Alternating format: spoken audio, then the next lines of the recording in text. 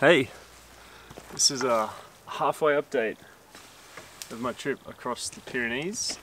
If you aren't familiar with the channel, I'm on the Haute Route Pyrenees and I'm about 400 kilometers in. So in this video I want to give you a bit of an update of really the three things that this channel is about, and it's really the three things that we have control over when we go into the natural environment, and that's our mind, our body, and the gear that we take with us. So I'm going to be going through a little bit of a review of the trip so far and touching on some of those points. I'm going to try and do this in one take because I'm on trail and I can't be editing much, so I've got some notes. And the first thing I want to just divulge is that the weather has been pretty brutal in the last couple of days. We've had some pretty serious thunderstorms in the afternoon. It usually clears up afterwards, but it's meant that I've just been really soaking wet the last couple of days. So right now I'm in Val d'Aran in Salardou, taking a 0 day and drying out all my stuff, staying in a hotel room. So it looks like the weather's going to stay like that for the next probably week or so. So my plan is to get up early, get as many miles done as I can, find a refuge or a cabana or some kind of shelter by the time the typical afternoon storm comes in, and then either call it a day or I'll do an afternoon session, hopefully get another stage or so done in the evening after the storm's passed, and that way hopefully I can avoid getting soaking wet every day and still get the miles done. So I've done most of the trail alone, but the last week I've been with my buddy Karim. We actually met on the GR11 last year. So Karim has just left. He jumped on a bus this afternoon. He's got to go back to work. So I'll be alone for the rest of the trip, most likely. I've met a few people on trail, but it seems to be reasonably quiet. Most of the people I've met have been on the GR11. And I did actually meet one guy who's attempting an FKT on the GR11. His name is Mario. His details are north of Society if you want to check him out and follow his trip. He's trying to go as fast as possible and he's doing pretty well, but he did have a little bit of a knee issue. Same story as always, iliotibial band syndrome, so we took him through the exercises and by all accounts he's doing really well. I think it's been quite effective for him, so hopefully he gets the FKT. We'll see how he goes. My speed and how fast I've been going has varied. I've slowed down a lot with the thunderstorms of late. I've been doing kind of 20-ish kilometer days in the last couple of days, but leading up into this I was averaging between sort of 28 to 35 kilometers a day, just depending on where we're talking about. At the beginning, coming from the Basque country, it's relatively flat, so I was doing bigger days, 33, 35 kilometers. But as the mountains really start to kick in around the central Pyrenees after Gavarnie, then it's a little more difficult to do 30 something Ks. Right now, having a rest day, I have this kind of progress anxiety where I don't feel comfortable just sitting down and resting and not doing anything, especially when the weather's so beautiful. It hasn't rained today at all, ironically. So I kind of wasted a day here, but I did want to have a day to really take stock of what I have in terms of my food and my equipment, because a couple of things have changed gear-wise, which I'm going to get into pretty shortly. In terms of how long it'll take me, I think probably another 10 days or so and I'll be done. I'm not necessarily aiming for a time frame.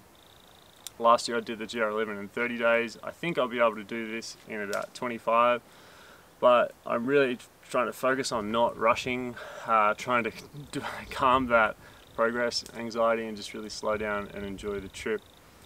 Without company on the trail, now that I'm alone, I'm going to be probably focusing more on the filming aspect, and I'll definitely be making like a cinematic style film again, or at least 1 or 2 parts.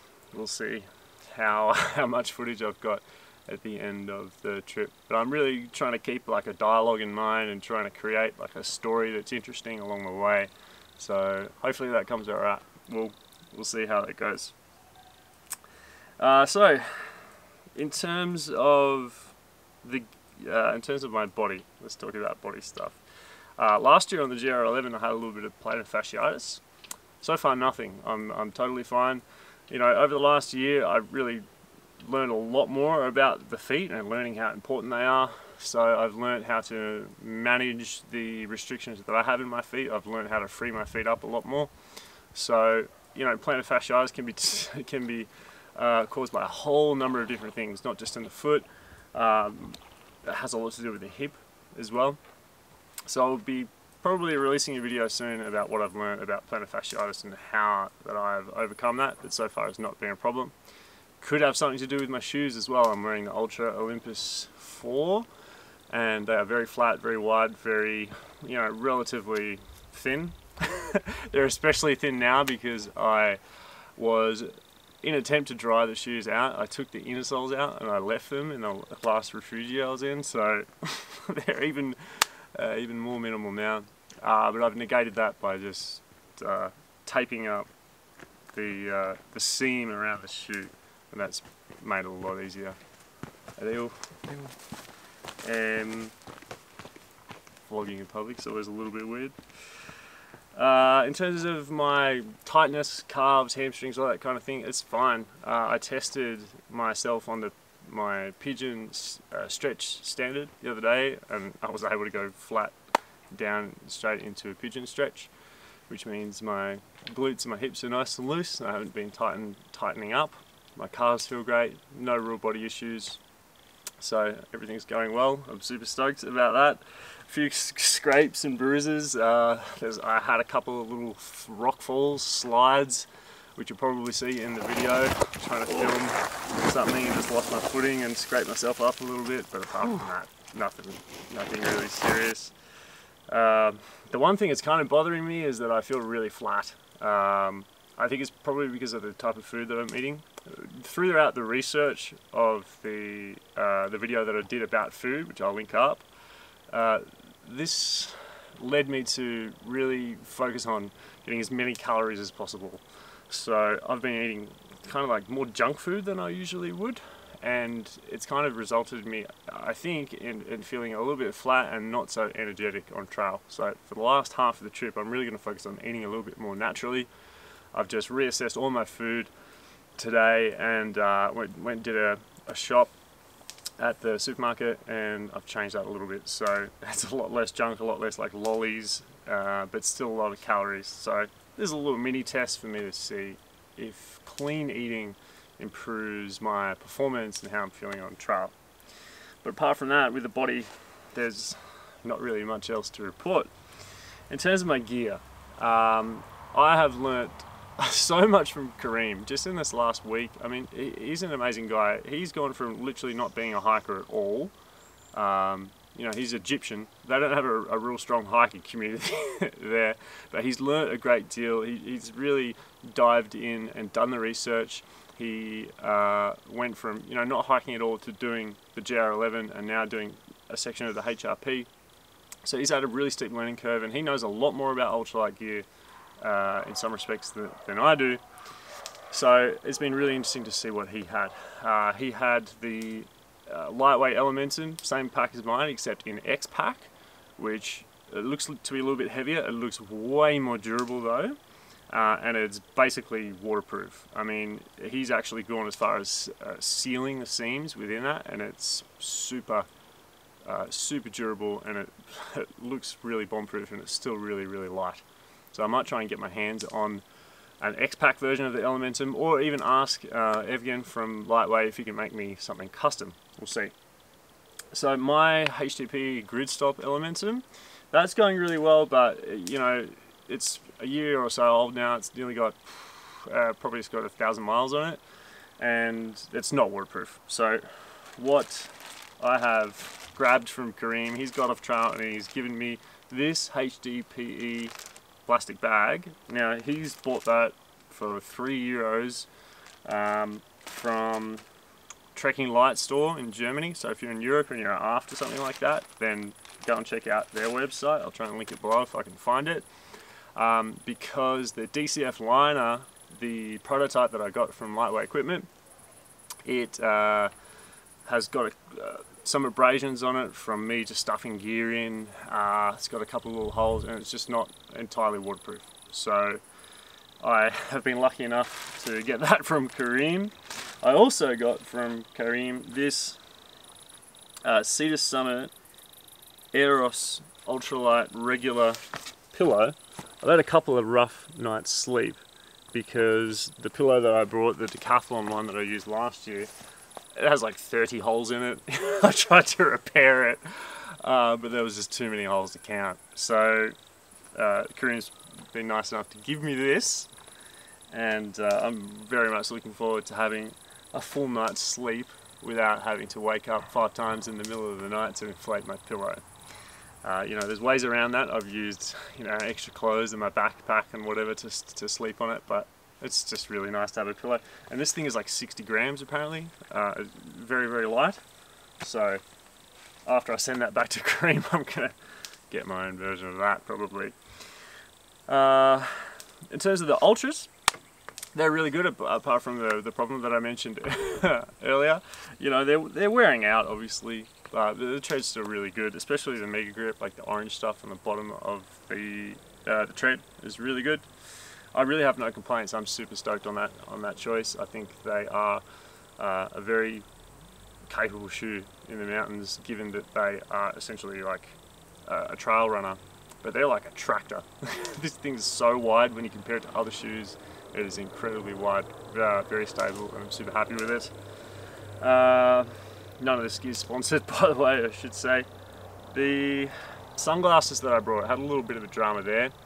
I was using the Glacier optics sunglasses. They were actually a gift to me. The company asked me to give them some feedback. The feedback is that they broke on like the second day, so I really need something that's absolutely bomb-proof. You know, I'm pretty rough on my gear. I just stuff everything into my pack, and I think probably, yeah, on day 1 or 2 it was broken. So luckily Kareem had the Waylons, the Valen Classics, almost the exact same pair of sunglasses that I wore last year. He bought a pair. They were run over by a tram in Freiburg in Germany, and they're still going. So he's lent me his pair. I'm going to go back to wearing the Valens for the rest of the trip, which I'm really happy about, just because I want it to be super easy. I don't want to have to worry about things breaking. I mean, they've got the Glacier optics. They are a really nice lens, beautiful sunglasses, but I think they're probably meant for more like hanging out in Switzerland and, you know, pounding the slopes, not necessarily pounding the trail. So I'm going to go back to using the Waylons. I'm so lucky that I get to do that. I'm super stoked. One thing with my gear, my phone, so I've got an iPhone 11, I'm using the Outdoor Active app for navigation, and so far that's been really great. It does use a lot of battery though. So what Kareem was using, he had Outdoor Active, but he also had a Coros smartwatch, and that was tracking absolutely everything that he did. I'm not a smartwatch guy. I'm not really big into tech, and I've never I had a Sunto like 5 years ago, but I've never really had like a smartwatch that tracks, you know, everything that I do. And Kareem was able to tell me at any time how many kilometers we'd done, you know, our pace, how many calories we'd burnt, ascent and descent, our current elevation, all this kind of stuff. And so that really got me into it. So I'm really excited about getting a hold of one of those. I think it's like 350 euros, something like that.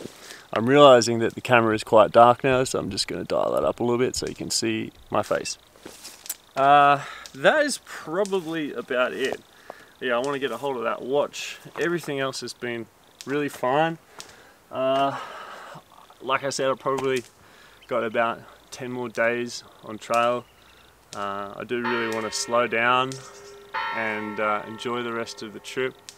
It's around 8:30 at night on my rest day, so I think I'm gonna end this video here, but thanks for watching so much.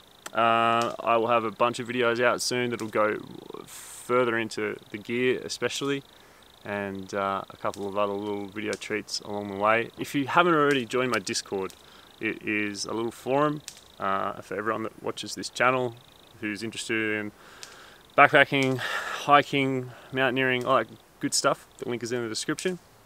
Thanks so much for watching the video. Thanks to my patrons who support the hiking and the work that I do, and also thank you to everyone who's bought a program this year. It's really been a life-changing year for me, and it enables me to stay out here and keep hiking and producing content.